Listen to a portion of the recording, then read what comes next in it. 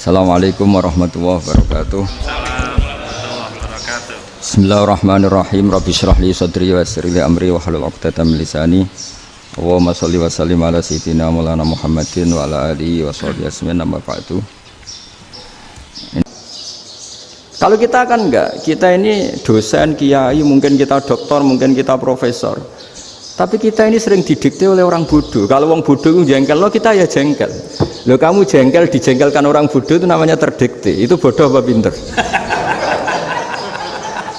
Wah, itu tidak pinter sama sekali. Kalau betul-betul kamu pinter, hanya bisa didikte oleh Allah Subhanahu wa ta'ala. Jadi antara hukum Allah apa? Wa ahsin man asa'a ilaika, berbuatlah baik sama orang yang berbuat buruk sama anda. Itu dikteannya Allah. Kalau dikteannya orang-orang bodoh kayak dimangkel ben mangkel, terus kamu mangkel, itu bodoh apa pinter? Nah, problem kita kekinian adalah wong pinter, wong bodoh itu podo-podo bisa didikte oleh sekelilingnya. Sekarang wataknya perempuan seperti itu, wataknya anak-anak seperti itu, kita didikte. Anak-anak jengkelin kita mangkel, berarti kita didikte oleh orang bodoh. Makanya agama itu unik, kadang ngendikan wa ahsin man asa'a ilaika, kadang wasil man qata'aka, sambunglah orang yang memutus kamu. Karena dengan demikian kita hanya didikte oleh Allah Subhanahu wa ta'ala, bukan didikte oleh hukum sosial. Cara Jawane nak ngapiki tangga sing apik akeh tunggale. Berbuat baik sama yang berbuat baik pada kita itu, mbok orang fasik ya seperti itu, maling ya seperti itu, sama. Tapi kalau berbuat baik sama orang yang berbuat jelek sama kamu itu baru luar biasa. Dan memang teksnya hadis wa ahsin man asa'a ilaika, berbuat baiklah sama orang berbuat buruk sama. Jadi nggak boleh orang didikte. Makanya ngaji di sini diantaranya saya akan cerita dalam sebuah hadis sahih, dalam hadis hasan yang diriwayatkan Imam Tirmizi, ada kalimat dari Rasulullah SAW. Dawe Nabi, la takunu imma'atan taquluna in ahsanan nasu ahsanna wa in zalamu zalamna walakin watti'u anfusakum in ahsanan nasu an tuhsinu wa in asa'u alla tazlimu.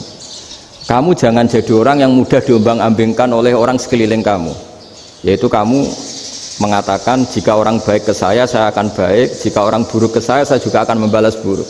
Itu namanya Anda didikte. Tapi berkomitmenlah kamu akan berbuat baik meskipun orang lain berbuat buruk. Nah sekarang logika sosialnya begini, kalau di Indonesia itu ada 1000 kiai, ada 1000 profesor yang ingin membenahi Indonesia, rata-rata orang awam itu semau gue, terus mereka mendikte kita, perilakunya nggak simpatik, perilakunya jengkelin, terus 1000 profesor ini ikut jengkel, itu kira-kira jadi solusi apa goblok bareng ya? Sama 1000 kiai ini ikut jengkel, ini jadi solusi apa goblok bareng? Goblok bareng. Nah problem sekarang kita ini biasa didikte orang bodoh. Nah makanya ciri khas orang muslim itu kata Nabi, mangkana yu'minu billahi wal yaumil akhir. Jadi baik tetangga karena perintahnya Allah dan Rasul. Pentingnya apa? Bedanya karena berbuat baik ini perintahnya Allah, mbok tonggo rapik lah kita tetap apik karena perintahnya Allah dan Rasul. Begitu juga dengan hubungan dengan istri, dengan anak. Bojomu lagi cerewet lah ya tetap apik. Karena dengan cara itu kita hanya tunduk kepada Allah dan Rasul. Tapi kalau kamu, istri saya kalau baik ya saya baik, kalau enggak ya enggak. Berarti Anda didikte oleh perilakunya dia. Itu latihan, ya kalau dalam bahasa pondok, latihan jadi wali itu yang paling berat. Nabi itu kalau sama orang munafik itu sabarnya Masya Allah. Padahal Nabi berso kalau orang itu orang munafik. Karena dengan cara seperti itu, bahwa kebaikan Nabi pada seseorang itu atas perintahnya Allah dan Rasul, bukan atas nama servis. Kalau Nabi hanya baik kepada Abu Bakar, itu mungkin orang bilang, wis adune wong Abu Bakar baik sama Nabi. Tapi kalau Nabi baik sama orang munafik, Abdullah bin Ubay bin Salul, itu kalau nggak perintahnya Allah dan Rasul itu nggak bisa. Nah ini cobalah berlatih seperti itu, sehingga kita tidak mudah didikte. Ya saya ulang lagi, nggak mudah apa? Didikte. Maka di antara kebaikan Allah dan Rasul adalah bahkan orang dolim saja diberi jatah rahmat. Makanya tadi seperti mukadimah yang dibaca Pak Haris tadi, agama ini rahmatan lil alamin. Orang yang dolim saja dapat jatah apa? Rahmat, apalagi yang soleh. Nah kemudian yang perlu dicatat, kenapa kita menjadi enjoy dengan Islam?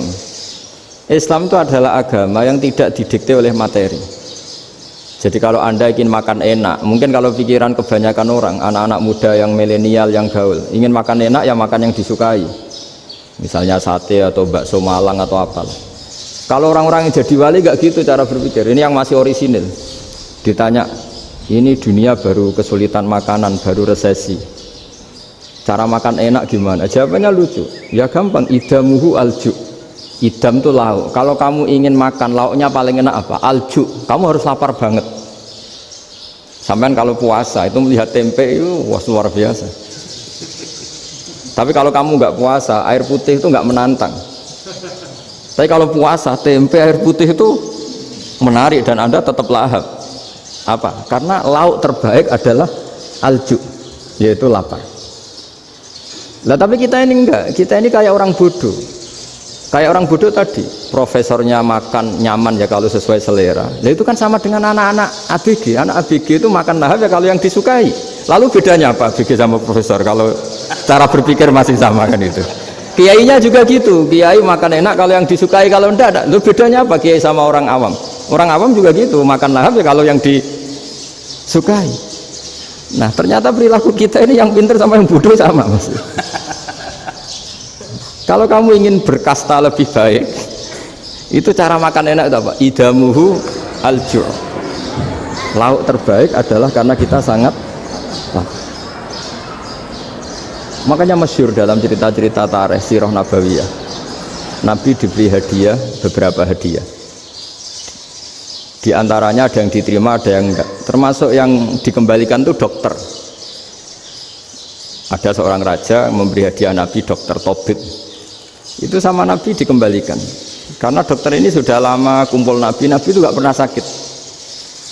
Akhirnya dokter ini putus asa, ini gak perlu diobatin.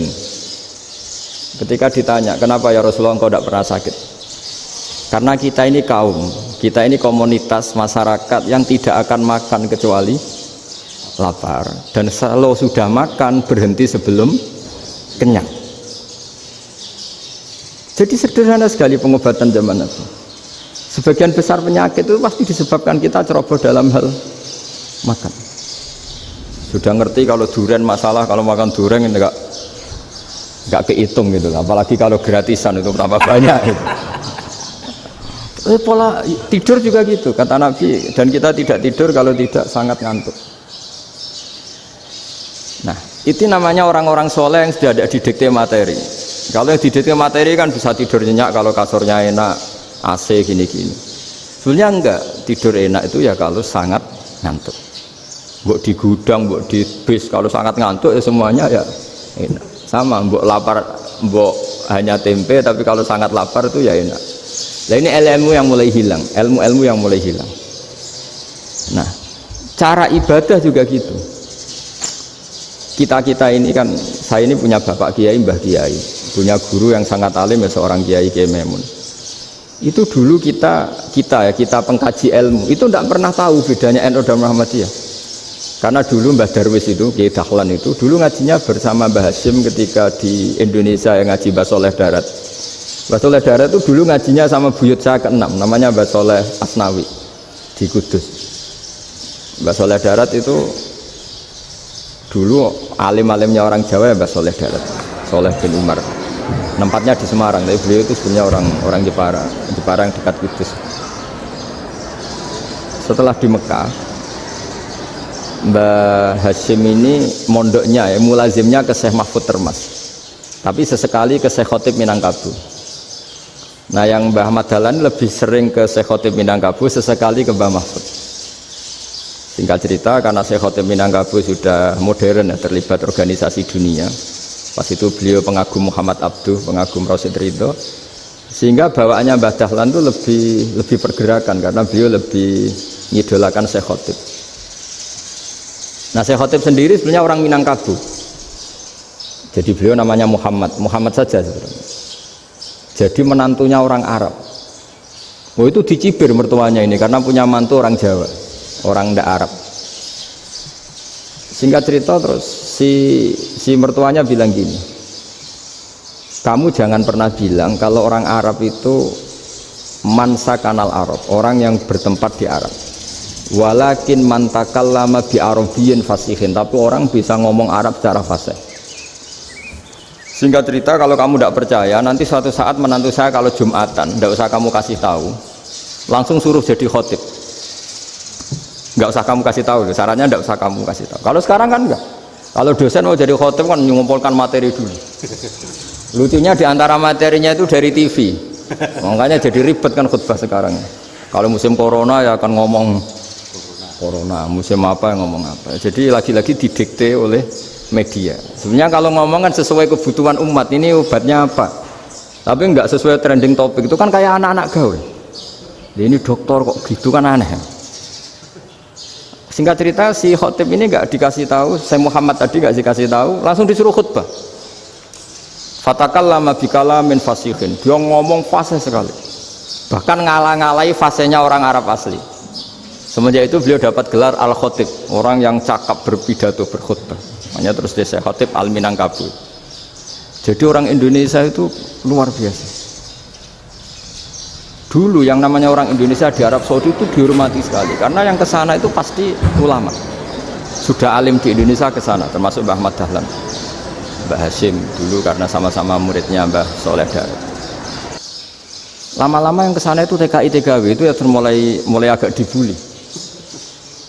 Dulu Syekh Nawawi di antara ijtihad yang dihormati itu beliau mengkritik nyuwun sewu orang yang kan orang biasanya normalnya kan muji orang mati syahid, hebat orang mati syahid itu hebat gini.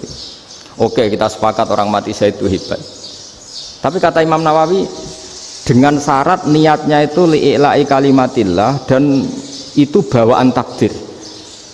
Saya ulang lagi, itu bawaan takdir, harus mati di medan perang. Tapi tidak boleh seseorang ini niat perang tapi niatnya supaya syahid. Karena kalau begitu berarti dia berniat supaya menjadi maktulal kafir, orang yang dibunuh orang kafir. Kedua, dengan dia mati berarti pasukan Islam berkurang. Berarti dia ingin pasukan berkurang, hanya ambisinya dia ingin langsung ke surga. Misalnya pasukan orang Islam itu 10, orang kafir 10. Kalau kamu ingin syahid berarti mati 1 kan, tinggal 9 kan. Nah kalau yang seperti itu 10 kan mati semua. Gara-gara ingin syahid akhirnya perangi rapati tenanan, benang mati, benang mlebu swarga. Kata Syekh Nawawi, ya enggak. Kalau kamu perang sama orang kafir ya niat menang. Dengan niat menang ini kamu ingin li'ila'i kalimatillah. Tapi kalau kamu ingin syahid berarti kamu menuruti keinginan nafsu kamu yang cepat masuk surga. Itu orang Arab kagumnya bukan main. Karena di mana-mana orang itu dinilai dari niatnya. Paham ini ya? Tapi perang loh ya, dalam kondisi perang, bukan teroris. Perang itu artinya orang kafir yang ingin bunuh kita, itu perang namanya apa? Perang. Dulu orang cerita syahid itu hanya pokoknya syahid itu hebat, pokoknya syahid itu hebat. Syahid di medan perang itu hebat, pokoknya syahid di medan perang hebat. Tapi ketika Syekh Nawawi memberi penjelasan ilmiah, jika kamu perang ingin cepat mati, ingin cepat syahid, artinya ini untuk pemenuhan diri kamu, karena kamu bayangkan langsung masuk surga. Kamu lupa bahwa dengan kamu dibunuh kekuatan Islam berkurang. Akhirnya beliau memberi penjelasan, syahid itu bagus, itu sebagai takdir. Hanya takdir itu kita perang yang ingin menang, tapi takdirnya mati. Jangan dibalik, oleh perang rapati tenanan benang mati nang mlebu. Itu yang pertama, termasuk ulama yang pertama memberi penjelasan itu Syekh Nawawi. Akhirnya melahirkan kekaguman yang luar biasa dengan tafsir Munirnya itu.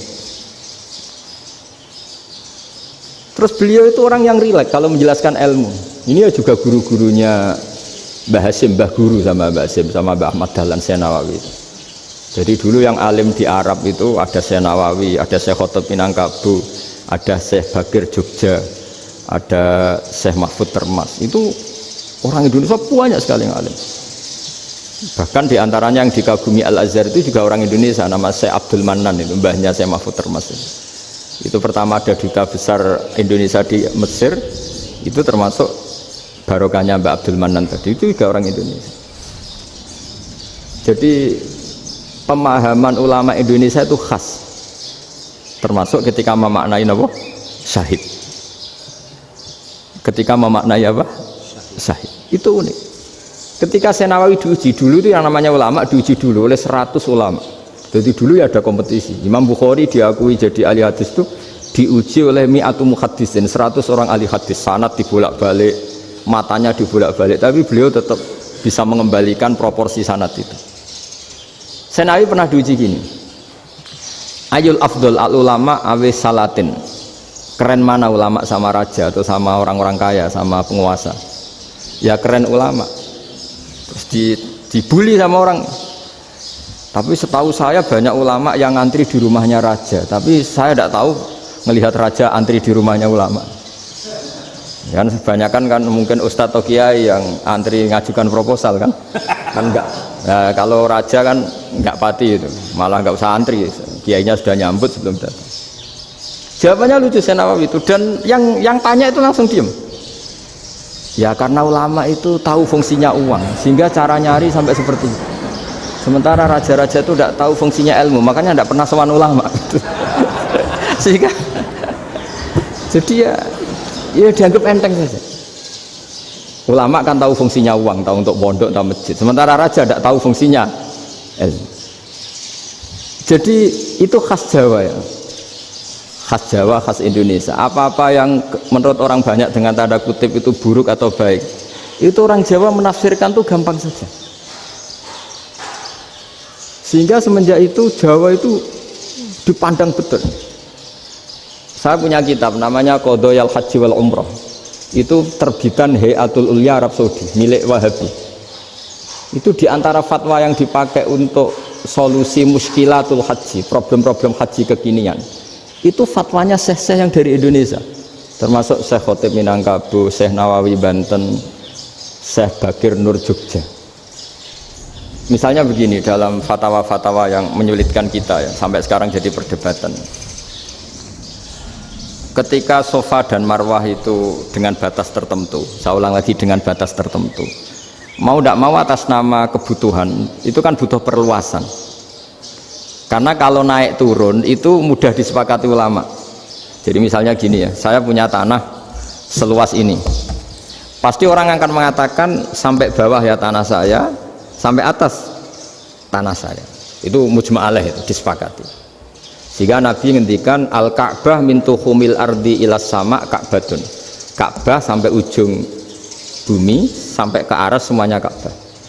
Sehingga tidak ada perdebatan ulama ketika Masjid Haram ditingkat, kemudian yang di atas sholat, tetap dia menghadap Ka'bah. Tidak harus diluk melihat di bawah, enggak, karena Ka'bah sampai langit. Sama tanah Anda kamu tingkat sampai 10, enggak ada tetangga protes, karena bawah sampai atas tanah Anda. Tapi kalau diperluas, tanah Anda kamu luaskan setengah meter saja atau 3 cm saja, iso geger mbek tonggo. Karena di mana-mana batas itu ya tadi, kalau atas bawah miliknya, kalau samping enggak.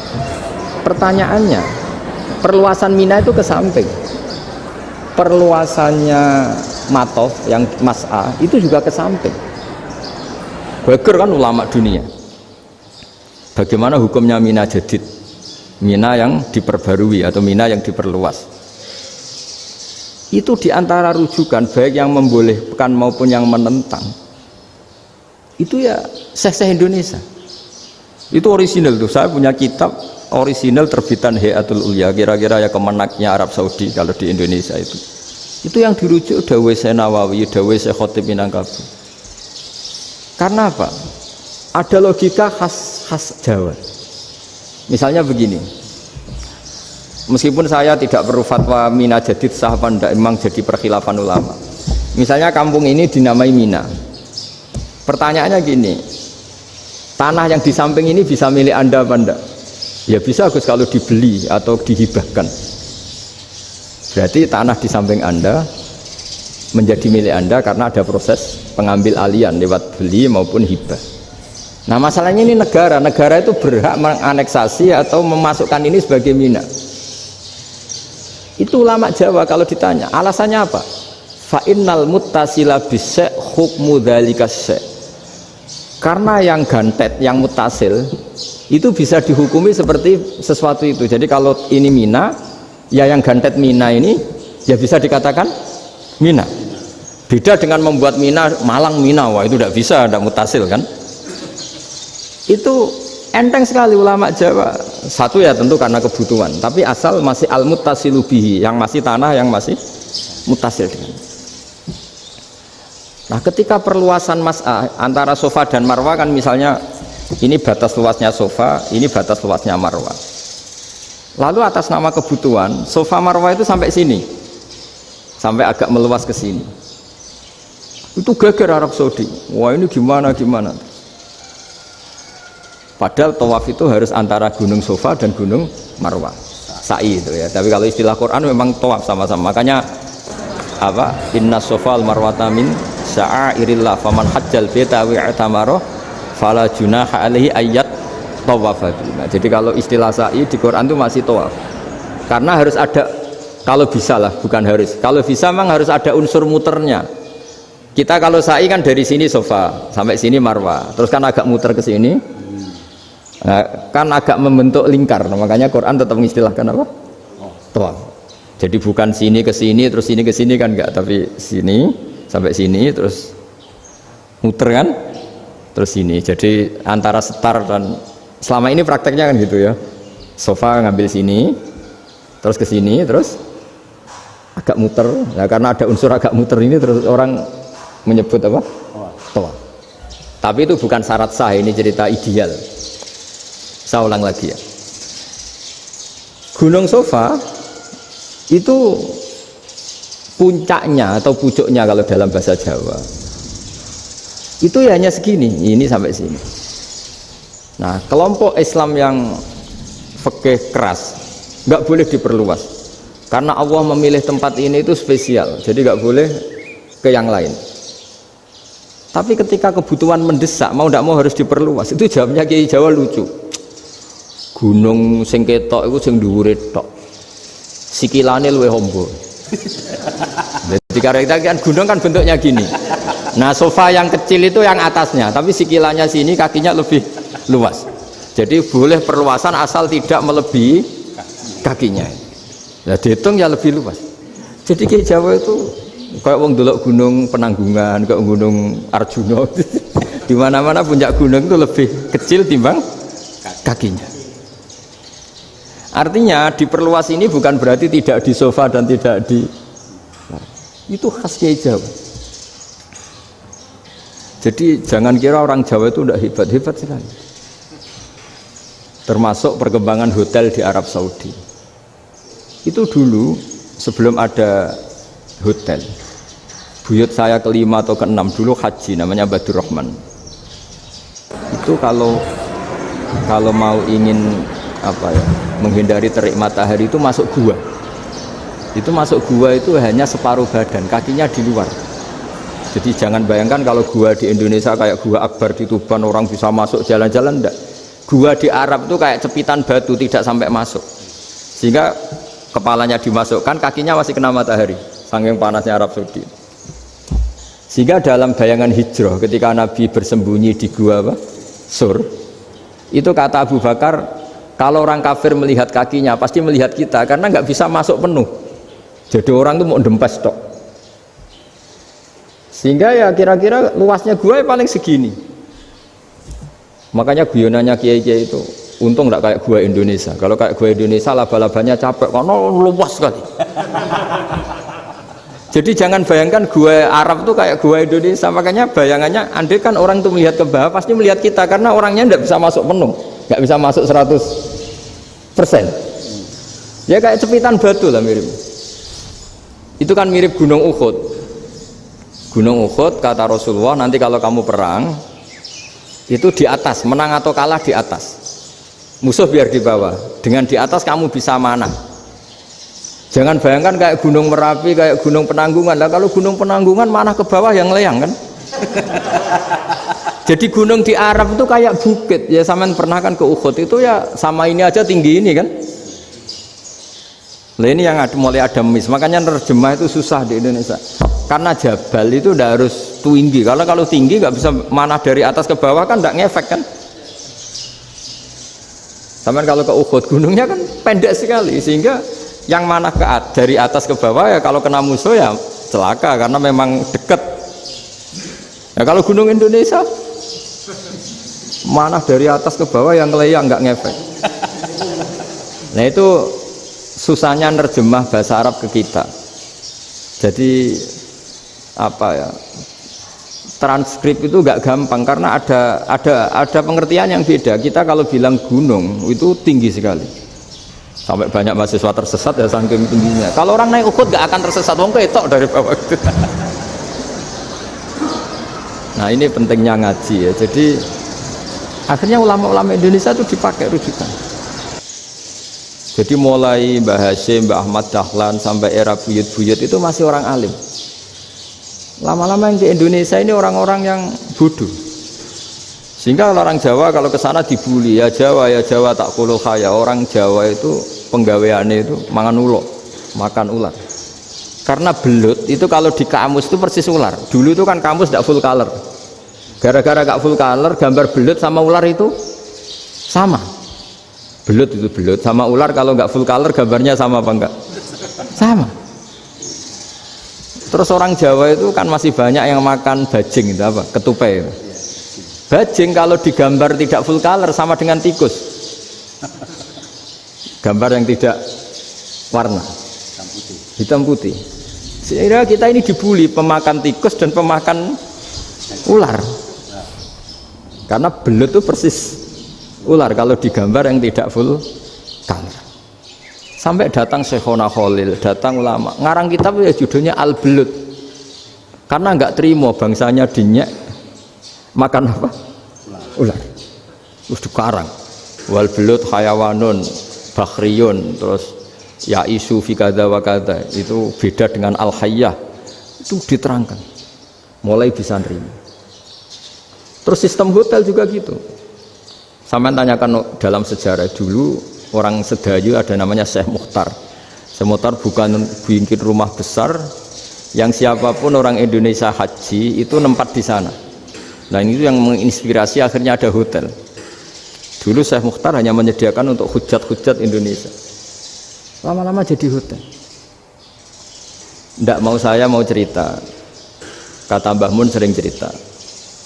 Kenapa wa ma arsalnaka illa rahmatal lil alamin, kata Mbah Mun, Allah itu pasti bikin ulama yang tidak produk Arab itu pasti ada. Kalau orang Arab jadi ulama wajar, bahasanya Arab, domisilinya di Arab.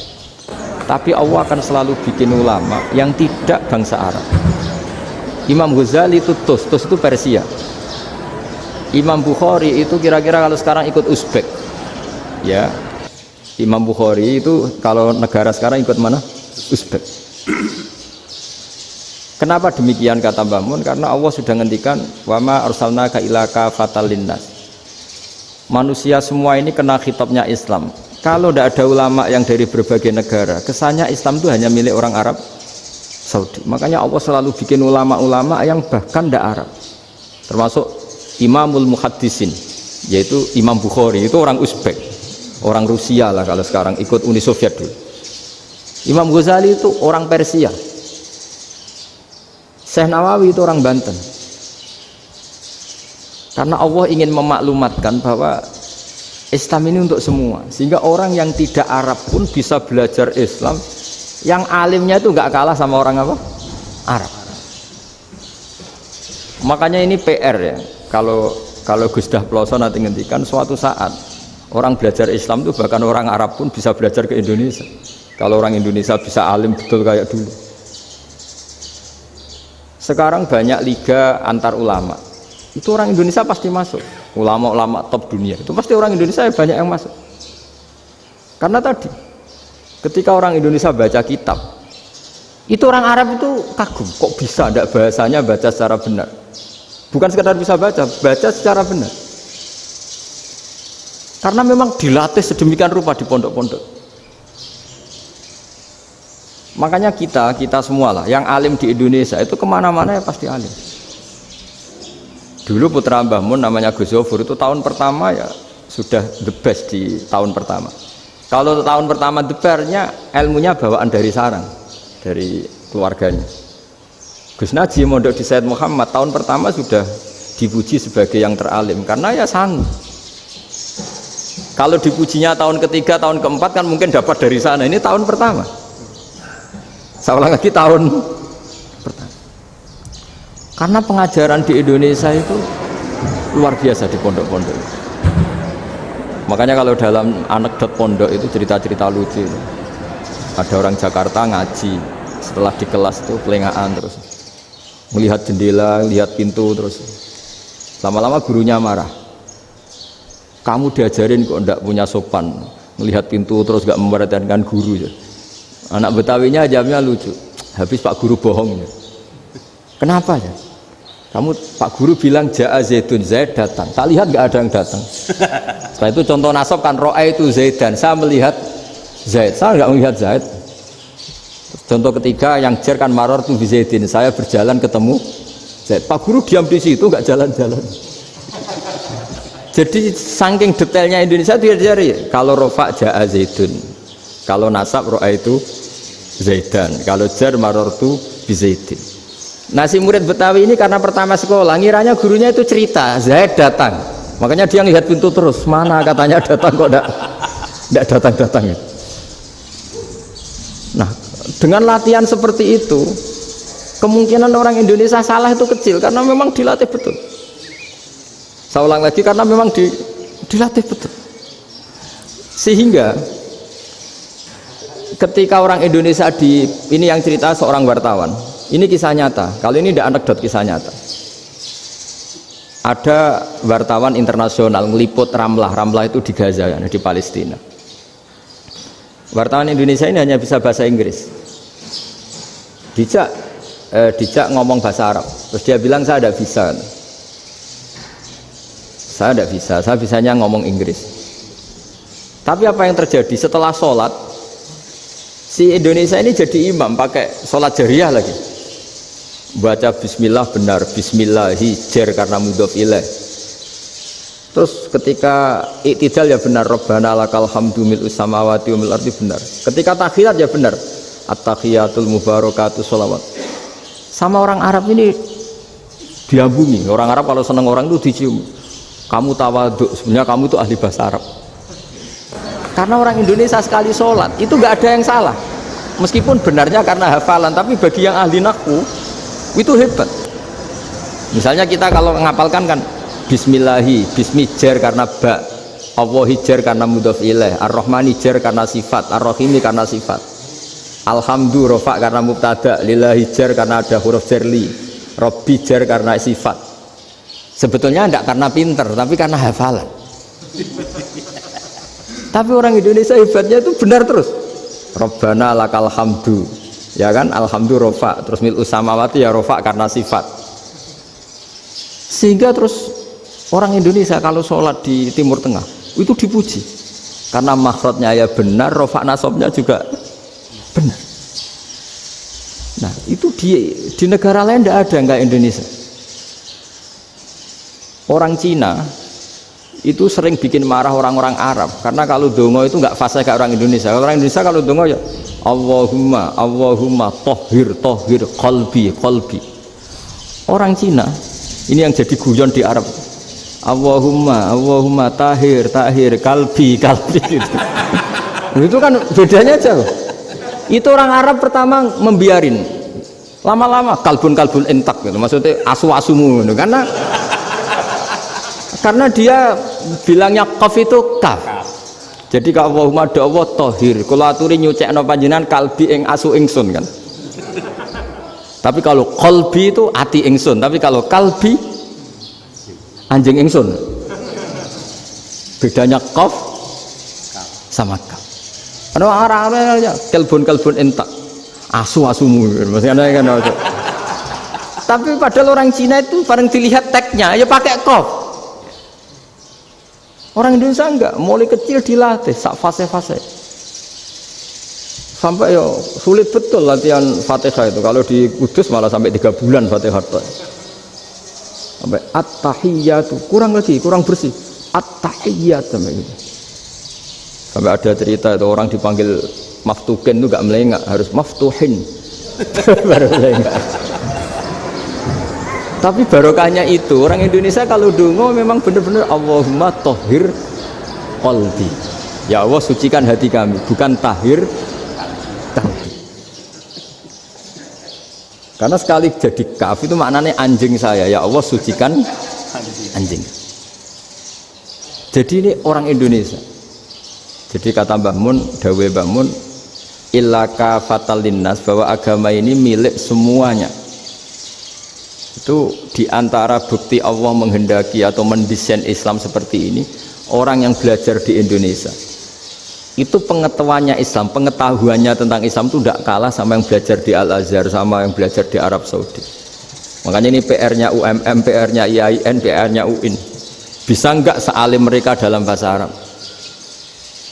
Nah, bahasa Arabnya man anta, ana zaidun. Jangan sampai, karena kita di sana ini kadung dibully. Orang Arab tuh kalau bully kita, sampai tak kasih cerita. Oh, itu ngawurnya Masya Allah. Kata dia, ada anak orang Indonesia haji. Si anaknya orang Indonesia yang dijotos sama anaknya orang Arab. Dijotos, dipukul. Singkat cerita terus si orang Indonesia nggak terima, anaknya yang orang Arab dipukul. Yang balas bapaknya.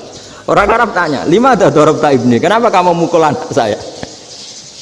Itu orang Indonesia bahasa, wah aku biasa. Jadi hanya bilang gitu.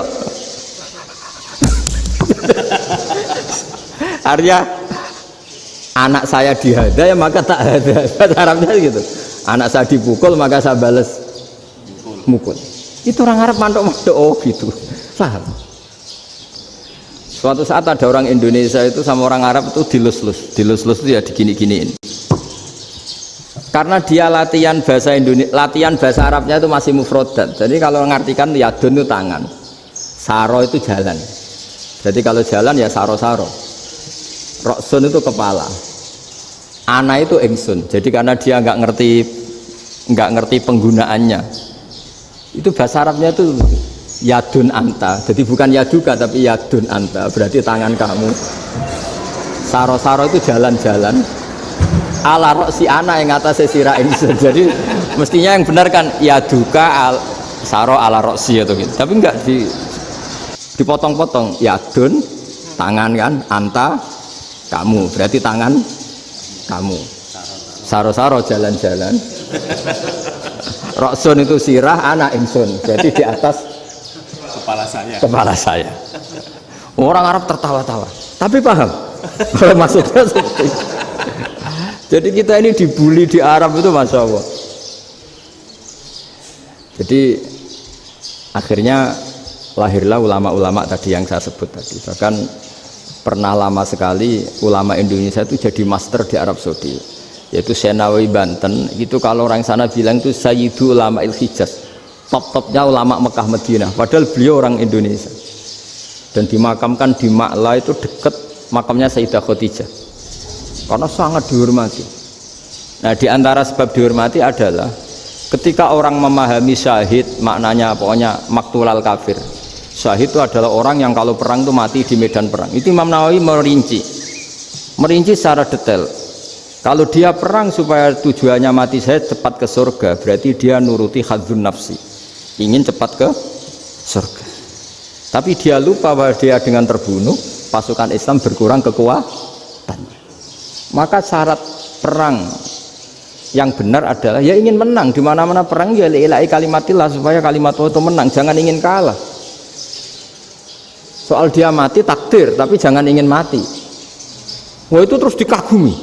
Ternyata memang, oh iya ya, kalau pasukan Islam 10, kafir 10, kita ingin syahid, berarti ya kalau orang ingin syahid kan terus mungkin perangnya ada hati-hati, main ngawur saja terus kalah mati. Sudah apa, kalong satu kan, terkurangi satu kan. Nah kalau semuanya 10 punya niat gitu, nah itu Syekh Nawawi. Syekh Nawawi itu orang yang begitu gampang nerangkan Quran. Bahkan ketika orang Arab kesulitan ngartikan famathaluhu kamathalil kalbi intahmil ali yalhas atau tatrukuna yalhas, orang tomak itu ibarat kayak anjing. Anjing itu kamu kasih makan ya tetap melet, menjulur-julurkan lidahnya, kamu ndak ya ndak. Imam Nawawi ditanya, ma wajusibbi, lalu wajah tasbihnya di mana? Beliau menjawab fit tomak. Jadi anjing punya dua sifat yang berlawanan. Di bab ilmu dipuji, nggak ada hewan yang mudah menerima ilmu kayak apa? Anjing. Sehingga Quran mengistilahkan wa ma 'allamtum minal jawarihi mukallibin. Hewan yang mudah diajari itu oleh Quran dibahasakan sudah menganjing. Karena anjing adalah hewan yang paling mudah apa? Diajarin. Itu diakui oleh Quran, wa ma 'allamtum minal jawarihi mukallibin. Tapi dia punya sifat yang sangat buruk sekali, yaitu nggak pernah puas. Makanya ketika Bal'am bin Ba'ura, ada tokoh yang kedonyan ya, itu kalau diistilahkan Quran, walakinnahu akhlada ilal ardi wattaba'a hawa famathaluhu kamathalil kalbi in tahmil 'alaihi yalhas aw tatrukhu yalhas. Jadi anjing punya dua sifat yang berlawanan. Di bab ilmu dipuji karena paling mudah diajarin. Itu saya pernah ke Malaysia, diceritain sama polisi Malaysia. Anjing itu saking cerdasnya itu bisa deteksi CD palsu sama CD bajakan, asli sama bajakan. Itu kan gak kebayang. Kalau narkoba mungkin masih ada bau khusus ya, atau mesiu atau bom masih ada bau khusus. Ini enggak. Anjing itu dilatih ngecek CD yang asli sama yang palsu. Wah itu kebablas itu pinternya itu. Itu harganya itu 1 miliar lebih, paling mahal. Jadi mungkin bisa deteksi ini dosen betul apa abal-abal itu bisa. Itu kiai betul apa kiai pesanan itu mungkin bisa. Itu saya punya kitab namanya Al-Hayawanul Kubro. Itu cerita prestasi-prestasi hewan. Itu yang berkuras-kuras sampai berjilid-jilid. Itu ya cerita anjing. Tidak ada hewan sebaik anjing.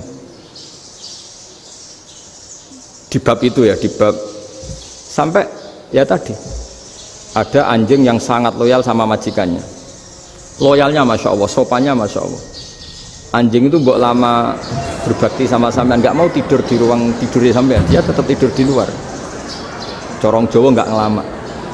Suatu saat si raja ini minum, wisata minum. Pas mau minum diterjang sama anjingnya sampai tumpah. Kecewanya raja ini itu karena selama ini anjingnya sopan sekali. Sekedar ganggu di ruangannya nggak pernah, malah ini mau minum minuman yang disukai diterjang anjingnya tumpah. Marah kan anjingnya di mana? Ternyata apa? Minuman itu anjing ini tahu kalau minuman itu beracun, diracuni oleh musuhnya. Itu saking hebatnya anjing sampai ketika ngawal rajanya itu tidak sekedar ada penjahat atau maling, bahkan trik-trik kayak minumannya diracun oleh orang lain tuh anjingnya tahu, sehingga pas mau diminum diterjang sampai terus supaya nggak keminum. Makanya Quran istilahkan anjing itu apa? Wa ma 'allamtum minal jawarihi mukallibin, hewan piaraan yang kamu ajarin nanti sampai sepinter anjing. Makanya Ashabul Kahfi itu ketika ngajak anjing tadi, beliau tidur, anjing itu tidurnya bil wasit, wakal buhum basitun zira'aihi bil wasit. Jadi dia tidur dalam posisi siaga. Loh coba, anjing itu nggak pernah sekolah, karena dia posisi menjaga, tidurnya itu kayak siaga gini, bukan ngorok semadep ke atas terlentang, itu enggak.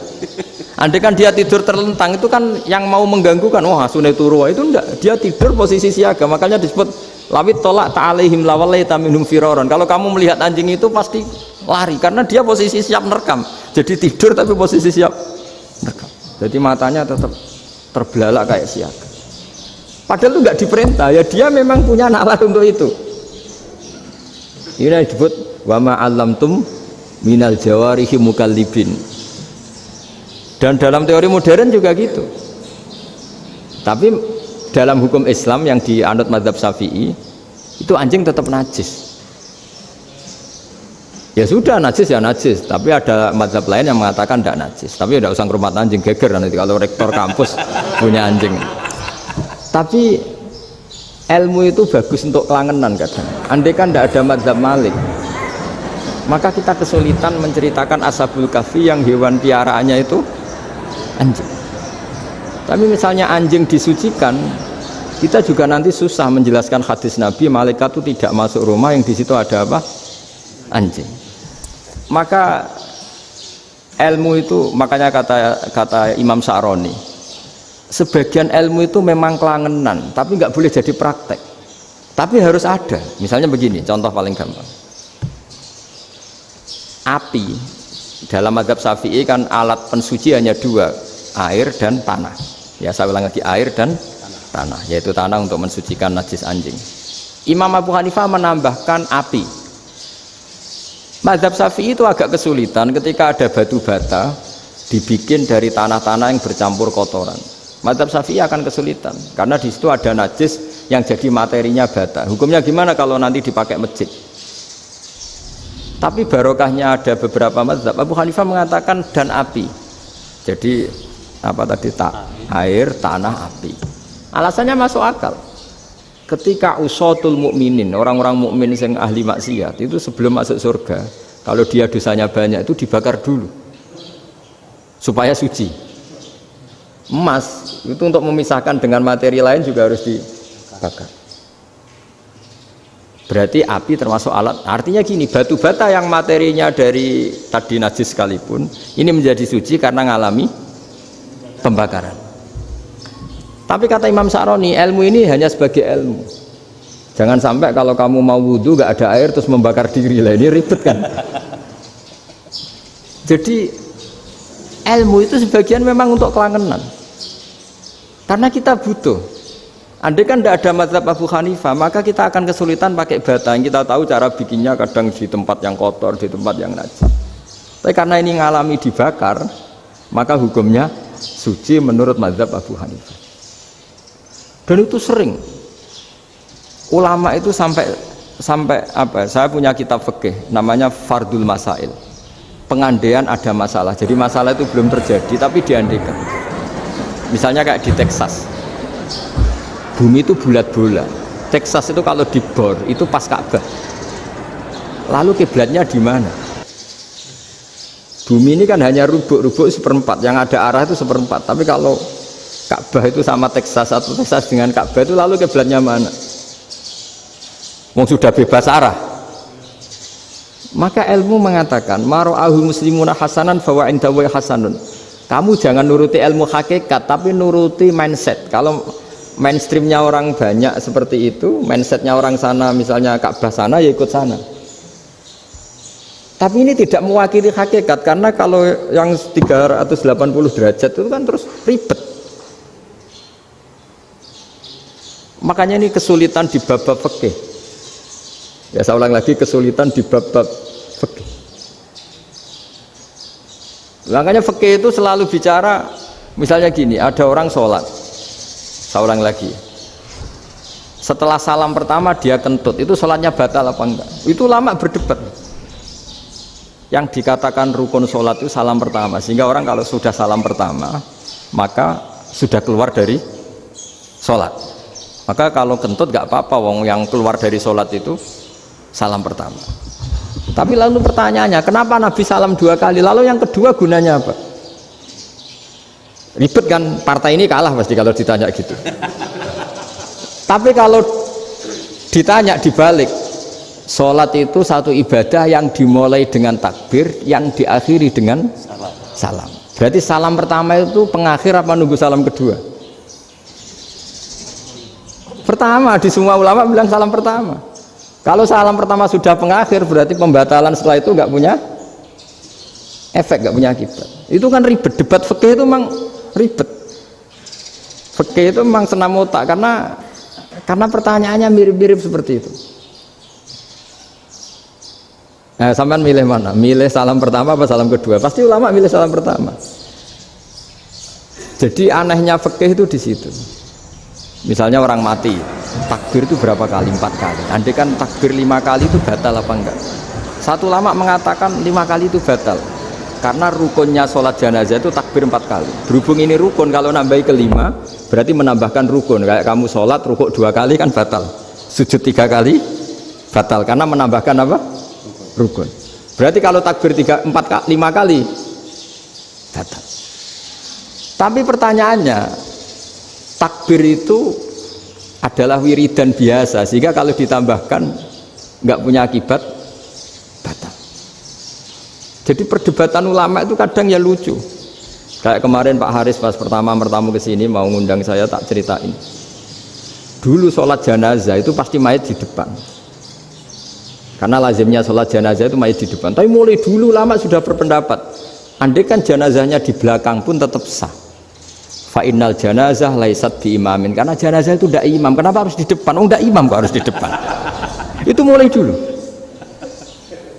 Sehingga ketika Arab Saudi pernah mengalami tragedi, ada orang yang dibungkus kayak mayit, ternyata senjata. Setelah di dekat Ka'bah dipakai dulu, tragedi tahun berapa itu? Pokoknya pernah ada tragedi itu. Semenjak itu Arab Saudi kalau ada orang mati tetap di kamar mayit, terus ada sholat jenazah. Padahal mayitnya di belakang yang jamaah. Jadi meskipun kita tidak akan bikin ajaran baru jenazah di belakang, ya tidak keren, kasihan kan. Tetap biasanya di depan, ya di depan. Tapi meskipun jenazah ini di depan, kita tetap berpendapat andai kan di belakang tetap sah, tapi nggak usah dipraktekkan. Nah, pentingnya ilmu ini begini, saya misalnya di Rembang, boleh nggak nyolati ghaib jenazah yang di Surabaya? Boleh kan, padahal yang kita solati di belakang. Jadi ilmu itu penting, cocok tidak cocok, nama ilmu itu penting.